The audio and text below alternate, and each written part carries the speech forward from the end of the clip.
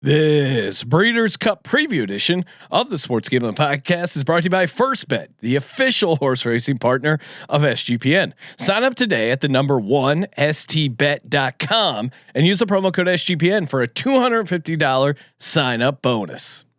Hey, this is Derek Stevens. I'm the owner of Circa Las Vegas. You're listening to SGPN. Let it ride.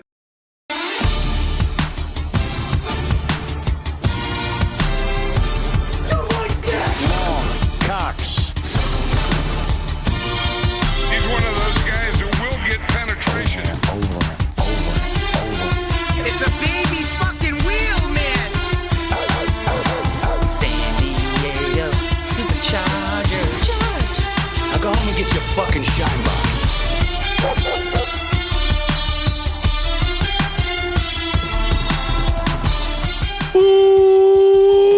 Welcome everyone to the Sports Gambling Podcast. I'm Sean, stacking the money green with my partner in picks, Ryan, Real Money Kramer. What's happening, Kramer? Dog.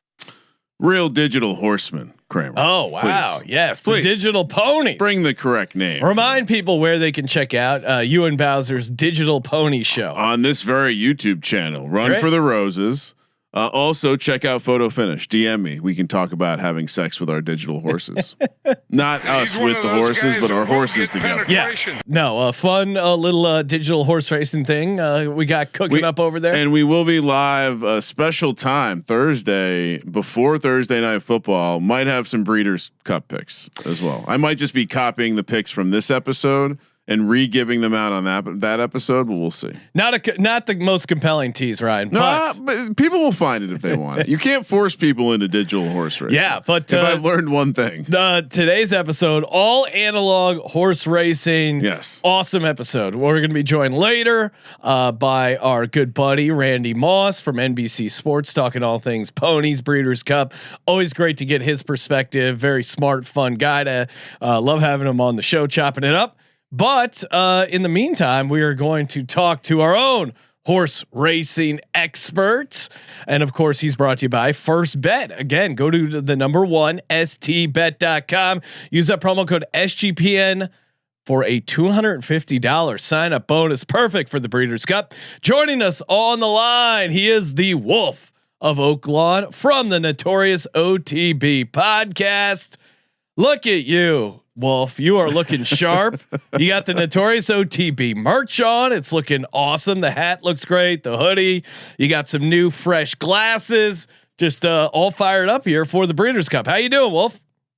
I'm good. I feel like I've glowed up significantly since I saw you last during the Belmont week. But yeah, doing well. It's a busy time of the year, so I'm sweating Americano and Adderall at this point. So yeah.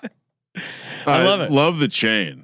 Reminds me of Jackson Dart a little bit. Oh wow, looks good. Yeah, very nice. Well, now I can't wear it, and you said Jackson Dart. Yeah, come on. He's you're an Arkansas guy, yeah, so you don't want to be celebrating some Ole Miss. He can appreciate Jackson Dart. He's gone. Ole Miss is a great university, of course. AJ Brown, great alumni there. But let's talk all things analog ponies. Give people a little backstory. Breeders' Cup. Anything in particularly interesting about this year's run in the Breeders' Cup? Of course, taking place this weekend down in San Diego. But give people a 30,000 foot view of the Breeders' Cup. Wolf. Sure. This is one of the richest days in horse racing. Spread over 2 days and 14 races. You have the Breeders' Cup races, starting with the 2-year-olds, the juveniles on Friday, and then the big horses run Saturday. So it's like the Super Bowl, but you do it 14 times over the course of 2 days. Love it. I will say this: it does seem like the TMZ time to be into horse racing is for the big races in the spring, like most of us. This is when a real horseman has his holiday. This is in golf. They have the 5th major, and it feels like Breeders' Cup. While it's not part of the Triple Crown, if there was a quadruple crown, it would certainly be the Breeders' Cup, right, Wolf? Yeah, I mean, yeah, you place it above certain races that happen during the summers, like the Travers and things like that. People will get really excited about the Breeders' Cup. So I'm going to be the 4th jewel of a weekend. I'd almost put it. I think people who consider themselves real horsemen, not TMZ horsemen, would maybe put it even higher. Maybe number one, higher than the Triple Crown. Well, you're. That's insane, Ryan. You got. I'm just saying. Some people tell Kramer he's some crazy. People. You don't have a bigger horse race in the world than the Kentucky Derby. A single race, but the 14 races we get on Breeders' Cup weekend are better than any single card. I mean, it's an excellent weekend of racing. Yes. I think in terms of just the general public's knowledge of it, you could run up to anybody in the street and be like, "Hey, what's the Kentucky Derby?" And they'd be able to tell you. Not everyone really kind of follows it enough to know what the Breeders' Cup is, even though, like, for us, it's like a band that you like and being into it before it was cool. That's not how the Breeders' Cup is for us. And it does feel like the Breeders' Cup is on the come up. They are certainly growing in popularity, and it's going to be a fun weekend of races. All right, let's get going here. Talk some horse picks. Friday. What are we doing? I see we have the race 9 you want to talk about. The Breeders' Cup Juvenile. It's on dirt, 9.5 furlongs. What do we like here, Wolf? So this race is important because these are the 2-year-old horses. They'll be 3 years old next year, which means that they'll be eligible for the Triple Crown. More than likely, whoever wins this race is going to be your early betting favorite for the Kentucky Derby and futures pools.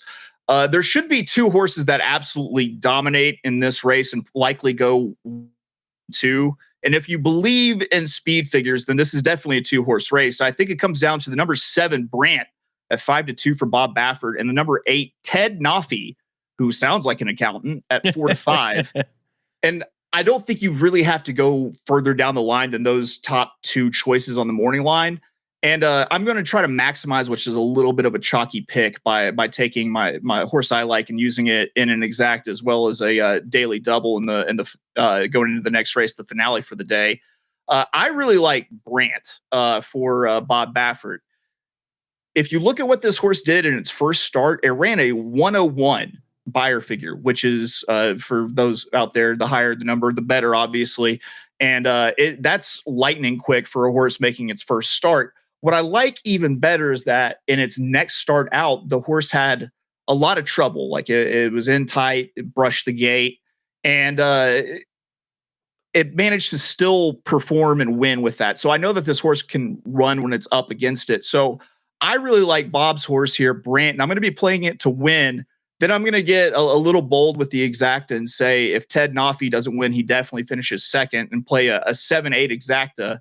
And I'm going to play a daily double 7 with 9 and 12. 9 are the horses that I like in the juvenile turf that immediately follows this race. So the 9 Argos and number 12 Botas are the 2 horses that I'm going to try to connect. Because sometimes when you have these really chalky picks, the best way to actually make money out of them is to either take them horizontal, meaning a multi-race wager, or try to key them on top in an exacta or a trifecta. And that's exactly what I'm doing here. I'm doing both. I'm going to try to key in the exacta 7 with 8, and then I'm going to try to key in the daily double 7 with 9 and 12. All right, lots to unpack here. So in the daily double, you have Brant, and then what race is the later one and the horse number there? That is going to be race number 10, the Breeders' Cup Juvie, and I'm going to use the number 9 Argos and the number 12 Botas. It's a 8 furlong turf race. Okay, lot to unpack here, Ryan. When he says turf, he means grass. Yes, okay. Yes. All right. So we got Brant as a nice chalky favorite, but you like tying him to some other stuff here to because you maximize value. And eating chalk is it should be. I always get hung up taking the chalk, but you should just take your medicine because it's a good price, and I'm not going against Brant. Kramer, any thoughts here? I mean, we also have a chat with our guest later about this race. No, I think what I was curious, and I'm glad Chase threw out a daily double, because I thought the best way for us to maximize, being as we'll be in Vegas, is to make sure we load up on daily doubles throughout the day. Maybe a whatever. What are they going to be offering? Do like a pick 4, pick 5, really put out some stuff. Oh yes, going to be loading up. So the basically, first bet account. my opinion is going to be like, great. This sounds great. I now have numbers for race 9, 10. So yeah, we'll just continue collecting and putting together crazy ass parlays. So any other? We talked about 9 and 10 here on Friday. Any other Friday races you think worth highlighting, or are we moving on to Saturday? We're moving on to Saturday. It's a tough card on Friday, I will say. I think if there's a day of the Breeders' Cup that goes like insane, it might be Friday because you have such young horses. There's not a lot of history with them running. So if you're going to play Friday other than this race, all I say is dream big. Just dream big and try to tie yourself to a rocket. Not a problem. So Friday is when we're firing on some long shots. It sounds. But we did see that actual data. We like the payouts in the Breeders' Cup for every type of bet essentially are larger than your average, which of course you take the average over all of North America. And that's, you're going to have a lot of crappy races in there with heavy favorites. And that's where you get that kind of jobber. But yeah, I mean, that was one of the promotional elements of the Breeders' Cup is come win more money betting on the Breeders' Cup. And so that kind of lines up with Chase's dream big. And look at those chains on his neck. Yes. He's living it. This is not a man eating chalk with that Cuban. Is that called a Cuban link? Yeah, well, it's a Cuban link, and then this is a nice little tennis chain with the wolf. Oh, pendant. hell yeah. Oh, Werewolves London. All right. I always think of that song whenever I see your wolf necklace. All right, Saturday. Race 7, we got the Breeders' Cup distaff running on dirt 9 furlongs. What are we doing here? Distaff sounds like some sort of disease. Yes. Right. Bad case of the distaff. Yeah, it's like something you got to horrible case of the distaff. Yeah, they got to cut your skin and like get some pus out. Oh God. Anyway. So with this race, this is the you would call them the older female filly and mare division. The question this race is who's going to challenge the high cruising speed of the number 8 Seismic Beauty, who's the favorite for guess who? Bob Baffert again. This one's 9-5 on the morning line. This horse can run really fast for a really long time, but I think it's going to struggle because there will be a few horses that only have a chance to win if they press the early pace and try to run fast early and try to run the rest of the field off their feet. There's a couple of horses like the 7 Gin at 12-1, the 9 Majestic Oops at 30-1, and the 11 Dry Powder. They should be all up close, possibly pushing Seismic Beauty a little bit faster than she wants to go. And Seismic Beauty has been beating up on weaker competition and much smaller fields of like 5 horses. And only one of the horses in those weaker fields actually went on to win its next start. I'm going to be playing the 12 Darth Vader at 5-1 to upset the Bob Baffert party on Saturday. And Darth Vader should be sitting just off of the early pace of the 4 horses I mentioned that want the front end. And I think she's going to have enough closing kick late to finish. And while Darth Vader finished second last out in the personal ensign at Saratoga, it's worth noting that she finished second to a name that I'm sure you guys might even remember, Torpedo Anna, who just absolutely dominated this division. So second by nose to Torpedo Anna, and I think another step forward in speed figures, like she's kind of been building to, puts her in a very competitive spot. So I'm going to be playing Darth Vader to win, and then of course I'll be using On Top and an Exacta along with the 1 and 8 in that race. Wolf mentioned Bob Baffert, and I forgot, Ryan, that I didn't have my horse racing glasses on. I don't know how we could do a horse racing. I was going to say something, but I didn't want to be that guy. Like, hey, no. Next time, totally forgot. Guy. Usually we have Malcolm, and he has no problem being that guy. Yeah, he's Malcolm couldn't make it. He had to fix some bowling matches behind some pubs in England, so could not.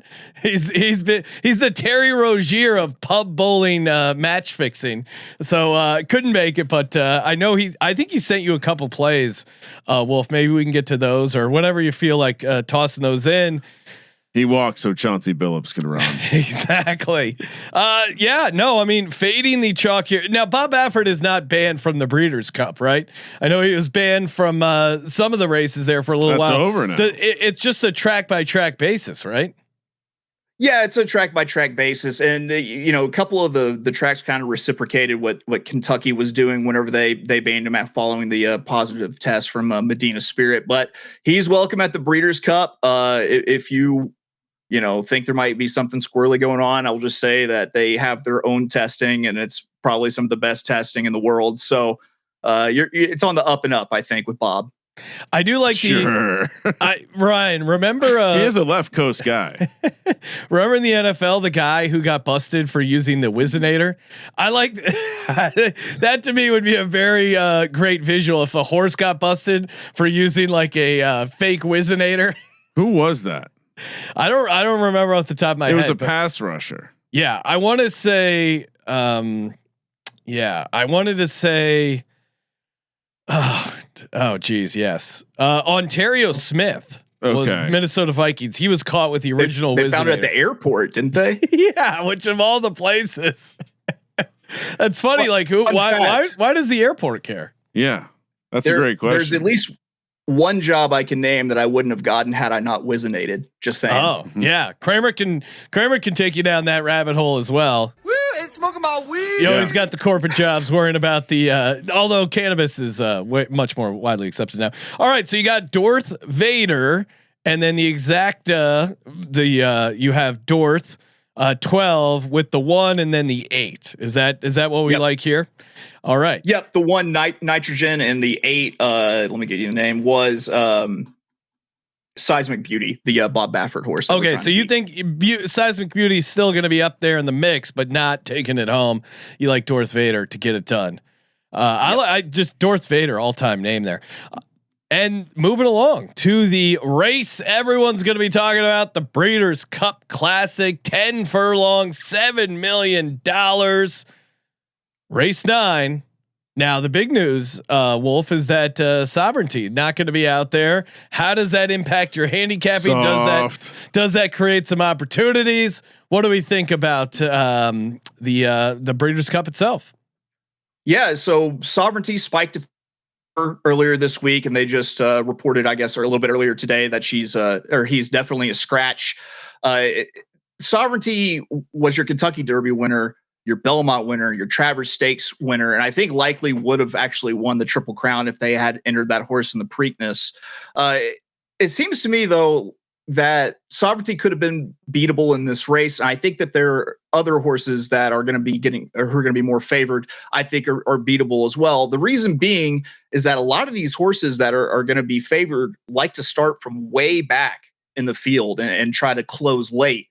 There's not going to be that quick of a early pace to give them anything to run into. So I'm looking at the front end of this race, and it wouldn't be a horse racing episode of the Sports Gambling Podcast if I didn't tout a Japanese horse. And that's exactly how this shit is going down, because I like the number 5, Forever Young, at 6-1. This was my Derby pick a couple years ago. Shipping back over to the United States following a win in the Saudi Cup and then a 3rd place finish in the Dubai World Cup against some of the very best race horses in the world. Following that, Forever Young ships back to Japan, where he easily handled the field in the little tune-up. And I don't think that anybody nearly wants to go with him for the front in this race, because he's got a very high cruising speed.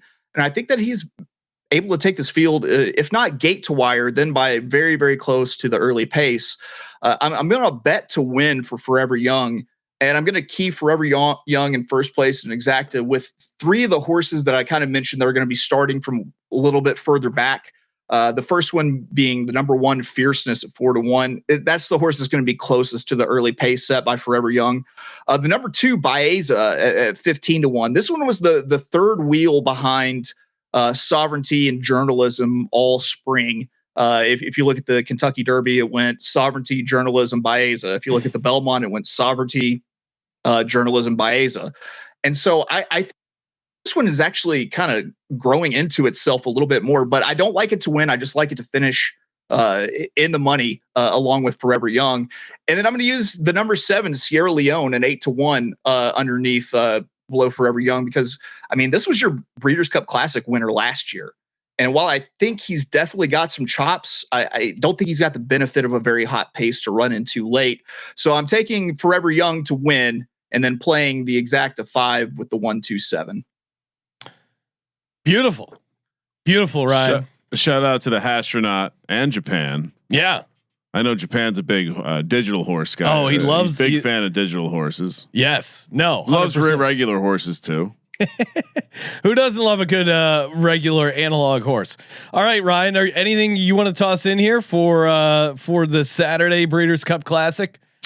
I mean, I like where Chase's head is at. I'll be honest. Before we talk to anyone, I Forever Young, I've already had memories betting large sums of money on, so I'm just going to run that back.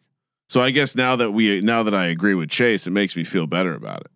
And I think what I'm going to do this week, just to make it interesting, I'm thinking we'll get a football sized paper ticket on Forever Young to win this race, Sean. Really have a nice sweat for the weekend at the Circa. I'm sure they're going to offer some markets for us at the Circa, even though they typically don't offer us ponies. They will have some futures, I would imagine, on the Classic and maybe a couple others. That's going to be my move. It sounds fun. Yes, obviously my plays simplify. You know, I'm going to be tailing. Forever Young, great pick. I'm in, and Darth Vader. What's not to like there? Is there any other horses out there that we should be keeping an eye on here? Wolf, maybe another race, just another random flyer, a long shot, D-Gen play, any other horses before we let you out of here? I wish I could say that I've got some just like huge, like 60-1 shot on deck, but I'm still trying to digest just the fire hose of information that comes at you this entire week. So right now I'm just rolling what I got with you guys. Well, and that's a great tease, and that's a great reminder for everyone to check out the Notorious OTB podcast, daily picks podcast.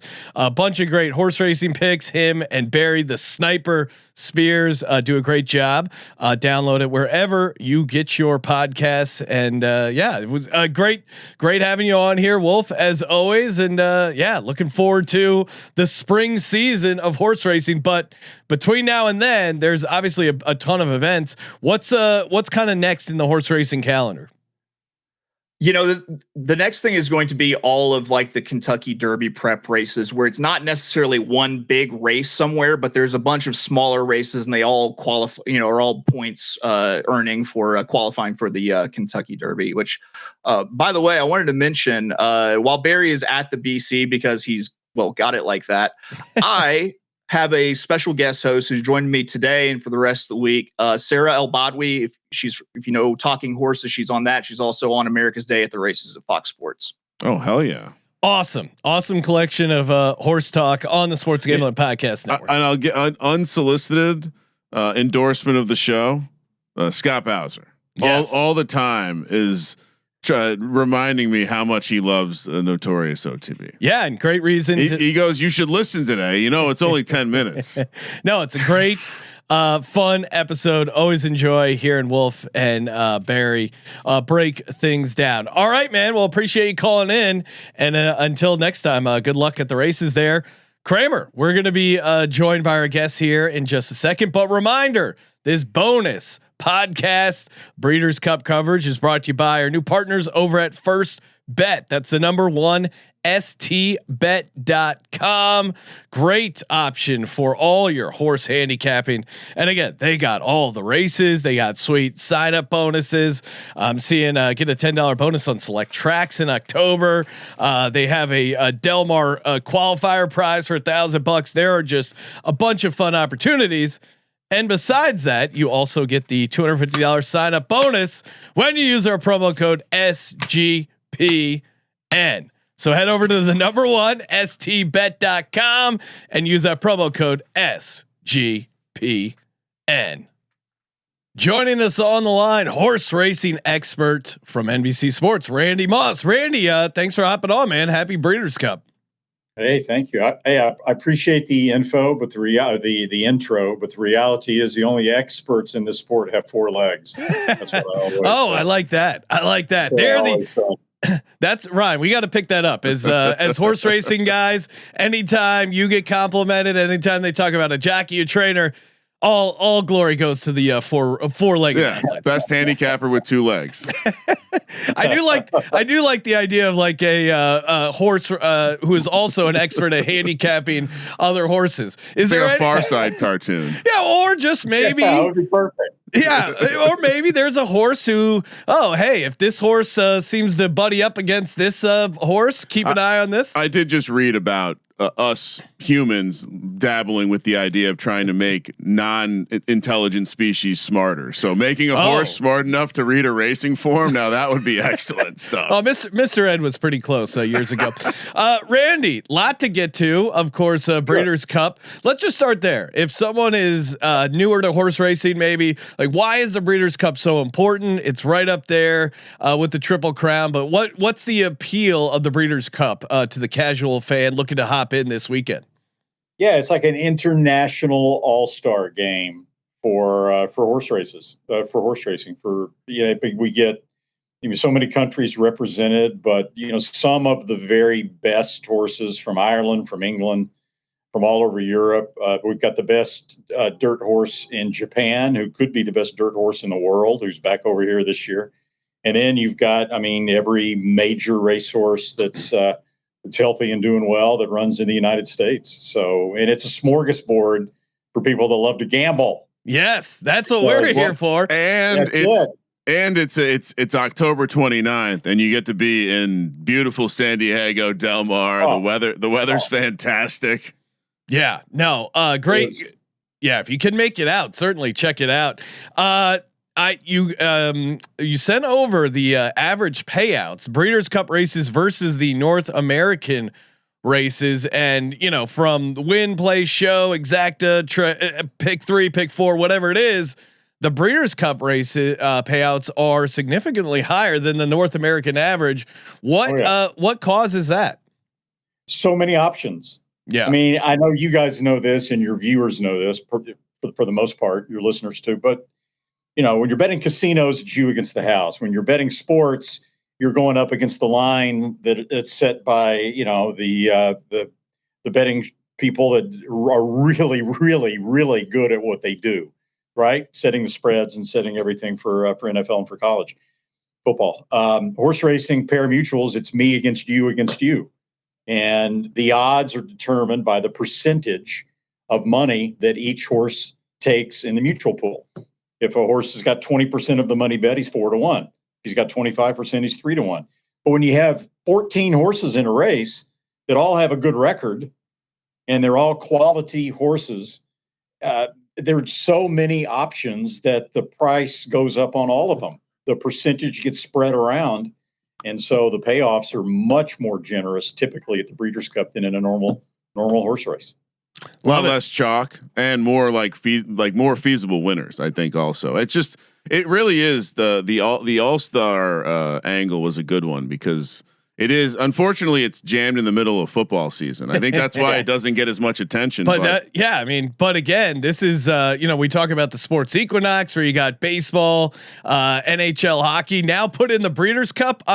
Friday is just going to be an all-time gambling run, Ryan. Friend of the program, Scott Bowser, told me we couldn't record a show on Friday because he's got a busy day sitting at the book watching horse races and everything else. You get Breeders' Cup, you get World Series, you get college football, NHL, NBA. It is I know. and having the Breeders' Cup on top of it. We'll be in Vegas too. My goodness. Yeah, it's going to be dangerous. It's going to be it's going to be an all-time Friday. Let's start with Friday at the Breeders' Cup. A bunch of races there Friday. Obviously the main event is on Saturday, but any races, any horses worth highlighting for you, Randy, on Friday there? Well, the interesting thing about Friday from a gambling perspective, guys, is that you've got 3 grass races and 2 dirt races. Okay. All for 2-year-olds, all for the youngsters. Some of the horses that might be running in next year's Kentucky Derby, and European horses. Grass racing is their forte. They don't have real dirt racing in Europe. Our expertise, our horses, our best horses run on dirt for the most part. And all of their good horses run on grass. So they come over here and bring their best grass horses to the Breeders' Cup and just kick our asses for the most part. The Breeders' Cup turf, which is the championship race on grass on Saturday, 21 out of the last 26 years, it's been won by Europeans. Wow. That's crazy. That's okay. yeah. And so you've got a couple of horses that are coming from Ireland. There's an outfit called Coolmore in Ireland. That's a global powerhouse. Trainer Aidan O'Brien is tied with Wayne Lucas for 20 Breeders' Cup wins in their career. That's at the very top of the list. And he's got two horses, Precise, running in the juvenile fillies turf, the best 2-year-old filly in all of Europe, and a horse called Stad running in the juvenile turf for males. And he's one of the best over there. And they drew horrible post positions. Terrible. They're going to be big favorites, but Precise starts in post 13 in a 13-horse field, and Stad starts in post 14 in a 14-horse field. Back up against the rail. You don't want to be there.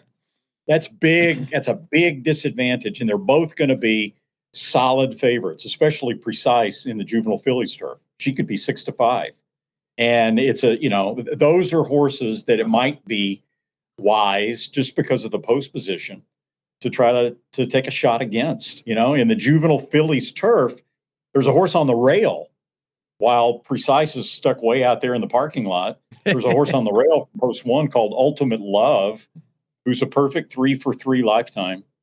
She's looked visually really good in her races. And she's going to be 8-1 or 10-1 or something like that. So to me, that's a nice alternative to having to worry about how wide Precise is going to be around the. She may be so good, she just blows by them all anyway. Yeah. But, so Ultimate Love, Ultimate Love, a horse to look after. And it does see, and so the Breeders' Cup Juvenile, a lot of times, correct me if I'm wrong, these are horses to kind of watch moving into the Kentucky Derby next year, right? Yeah, you'll get a couple typically every year, sometimes 3 out of the juvenile that wind up running in the Kentucky Derby. And sometimes you might even have the Kentucky Derby favorite. This year it's an East-West showdown. It's often that way. You don't get the East and the West Coast horses typically mingle until you get to races like the Triple Crown races, the Kentucky Derby, and you get the Breeders' Cup. So you've got the best in the East Coast, which is a horse named Ted Nafi, and the best in the West Coast, which is a horse named Brant, trained by Todd Pletcher, Bob Baffert, right? Brant was a $3 million purchase. So he's got the blue-blooded pedigree. And they're running. Ted Nafi will be the favorite. Brant will be the second choice. But you got Baffert, you got California. Brant will probably set the pace. It's going to be a nice showdown. Yeah, no, I know our horse guy likes Brant there at 5-2. Maybe put him in a exacted there. That's certainly going to be a fun way to start out the Friday. And Juvenile Love, that's a nice long shot. Maybe USA Ultimate Love. Ultimate Love. Yeah. Okay, yeah. Sorry, Juvenile Race. Yes. Juvenile Love, probably not a great horse name. We don't want to talk about that. We don't want to talk about that. I didn't know Diddy was in the game. Yeah, that's a whole other kettle of fish. All right. What about Saturday, the main event itself? Or we can start. Do you have any thoughts here on the Breeders' Cup Distaff? Do you have any thoughts on that race there, Randy? I got thoughts on every race. Well, that's why we have you on. Crazy. Look, in the Breeders' Cup Distaff, Baffert has got a horse called Seismic Beauty, who just ran a hole in the wind in 2 races in a row. Okay. She doesn't look quite as good as she did going into those 2 races. She's a front runner who needs the lead to be at her best. And there's a couple of horses inside of her that could push her early. And so I think as a favorite, she's a horse to kind of try to take a shot against. And there's a horse in the race that I really like. If Seismic Beauty was going to make another easy lead, it'd be a great exacta. But I think Darth Vader, not Darth Vader, Vader. Dorothy is one of the owners, so that's why they named it Darth Vader. Great name. And she's got an outstanding chance to win. She's really clicking on all cylinders right now. And Seismic Beauty will probably be 7-5 or 8-5, and Darth Vader might be 7-2, 4-1. Yeah, then again, Ryan, this is great because as someone who's gotten in the horse game recently, albeit digital horses, the name I do respect a great name. Darth Vader, all time. Well, that's also interesting. You're a huge Darth Vader fan, and your name's Dorothy? Yeah, it's very good. But this is great news because our horse guy Chase also likes Darth Vader, Ryan. So if we get Chase and Randy Moss aligning on some picks. I'm feeling pretty good. What about the Breeders' Cup Classic itself? Obviously, a little disappointing. The big news: Sovereignty won't be out there. Do you think that obviously to me it creates some opportunities here for some other horses? What's your take on the Classic itself? Yeah, I mean, it's really disappointing that Sovereignty's not in there. He's, could have been the best dirt horse in the world. We were going to find out on Saturday. He was going to be a pretty solid favorite for horse of the year, all that stuff. But even without him, I mean, you got 5 horses in there that are, the next 5 best race horses in America.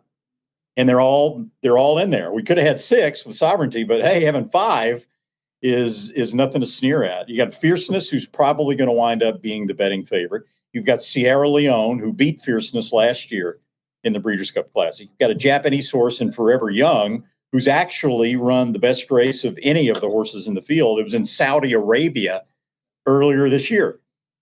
Those are the 1, 2, 3 finishers in last year's Classic. Sierra Leone, Fierceness, Forever Young. It's only the second time in 42 years of the Breeders' Cup that the 1, 2, 3 from the Classic the previous year all came back and ran the next year. Plus, you've got Journalism, who was second to Sovereignty in the Derby and the Belmont and won the Preakness in that scrum. And then you've got Baeza, who was third in the Derby, third in the Belmont. And he's really improved, I think, over the last few months. So that's 5 horses right there, any of which would not be a surprise at all. Sounds like a good dart throw. Yeah, I know our guy Chase likes Forever Young around maybe at 20-1.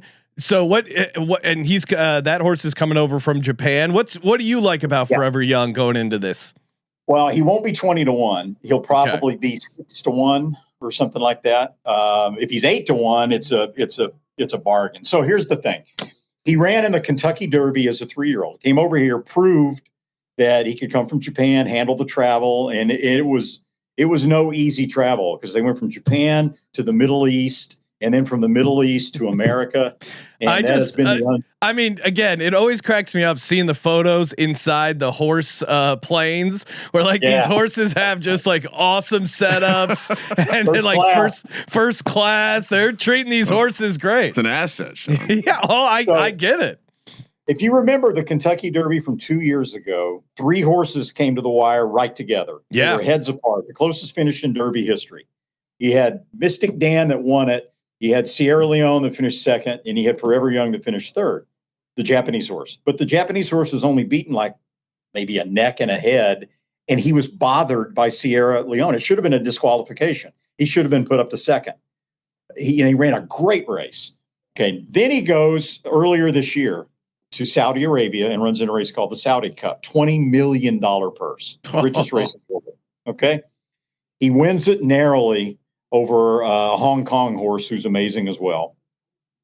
And it was the best race run on dirt anywhere in the world this year. Those 2 horses, Romantic Warrior, Forever Young won it. It was amazing race, the race for the ages. And the question is just simply going to be, can Forever Young get back to that form? If he runs that race back again, he'll win. He had 1 race after that in Dubai. He was over there in the Middle East, so let's go ahead and run him for $12 million in Dubai. But the huge race that he ran in the $20 million race took a little bit out of him. And there were some other issues as well. They gave him a lot of time off. They gave him 1 prep race for the Breeders' Cup in Japan. He wins it. Now they come in here. They're pretty confident they got him back. And he's got a great chance at a good price. Yeah, it's got to be amazing to own a horse like that. Yeah, just the confidence that if the horse shows up, the horse wins. And that Derby was that weird sloppy track, if I remember correctly, when Mystic Dan won. So even that is kind of a weird element to throw. I mean, Forever Young. I feel like maybe not you, Sean, but I had a nice wager on Forever Young. I enjoyed that sweat. I remember screaming at we need a horse stewards or terrorists t-shirts. Yes. After that lack of a disqualification. That is, I mean, when they go to the monitor there, it is high drama. Sorry to interrupt, but I have memories of being in the Meadowlands, watching the Trotters live and then the OTB. And whenever it would go for that review, Just the intensity in the room with a bunch of like well dressed Italian men and then a bunch of scumbags. All like those are my childhood memories. I like how you separated the well dressed Italian guys from the scumbags. There are two crowds at the OTBs in at least this is back in the 90s. So Randy, is there any other horses you think that we should be on our horse radar? And real quick, I love the idea you mentioned horse of the year. Do they have an award show that they bring the horses to? And I love the idea that they're all sitting there. The trainers they trot up to the award, get their little thing. No four-legged individuals at the horse of the year ceremony. Oh, come on. You got to get them there. They get a big sack of oats. That's a good point. That would be a good idea. Yeah, certainly. So one other horse to mention, I mean, I could go every race, but Saturday, to me, there are two horses you can say are the most likely winners. The Dirt Mile is a horse called Nice Host, but he's going to be a really heavy favorite, Bob Baffert. But in the sprint, there's a horse named Ben Tornato. Okay. And he ran an amazing race earlier this year to prep for the Breeders' Cup just about a month and a half ago at Churchill Downs. And he's 5-2. He's the favorite, but it's a the odds are pretty spread out in that race. If he stays 5-2 or 2-1, I mean, that's better than the bank pays. And I think he's got a really good chance to win. All right, Ben Tornato, going to keep an eye on him. And I like the expression better than the bank pays, because sometimes, and that's a good reminder, because as a horse racing, gambling guy, I look at 2-1. I'm like, oh, that's not a long shot price. I want like a 5.5 point dog. Yeah. But 2-1 is pretty good return on your interest there. So yeah, 2-1, nice price. Randy, it's always awesome having you on. I know you're really busy this weekend. Appreciate you making some time. And I'm sure we'll hear from you down the line. Always enjoy chopping it up, talking ponies here. And of course, check out Randy, NBC Sports, Breeders' Cup. It's going to be a hell of a weekend. Appreciate it, Randy. Hey, love talking to you guys. Take care. Have a good weekend. All right, let it ride, man. Great time chatting it up with Randy and of course the Wolf of Oaklawn. Make sure you check out the Wolf of Oaklawn's podcast, the Notorious OTB, on the Sports Gambling Podcast Network, wherever you get your podcast, and a good reason to subscribe to the SGPN network feed. You get all the picks, all the podcasts in one convenient feed. So appreciate everyone there. And then a reminder, bonus episode brought to you by First Bet, the #1 stbet.com. Sign up, give it a shot here in the Breeders' Cup. Get your start working on your $250 sign up bonus when you use our promo code SGPN. I'm looking at the feed right now for Notorious OTB.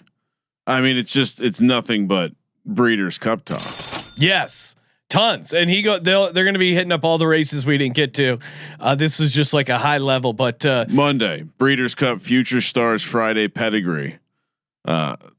Tuesday, Breeders' Cup 2025 European Shippers to watch. Please tell me he had Malcolm on that episode.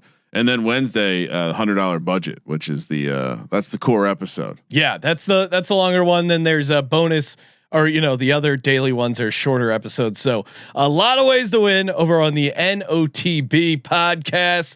Kramer, we're going to be back live later on tonight, breaking down NFL Week 9. No. Well, sometimes I mess it up. But I'm loading up on Juvenile Love, my favorite horse. You gotta be careful. I'm glad I didn't go with an Epstein Island joke. You saved it. P. Diddy somehow was less offensive. I think, I don't know, more timely than the Epstein Island joke I was about to make. Yeah, no, it felt like that. It feels like Diddy's one of those things you can be offensive, but everyone agrees, so it's just everyone just moves on. It doesn't beget a bunch more questions.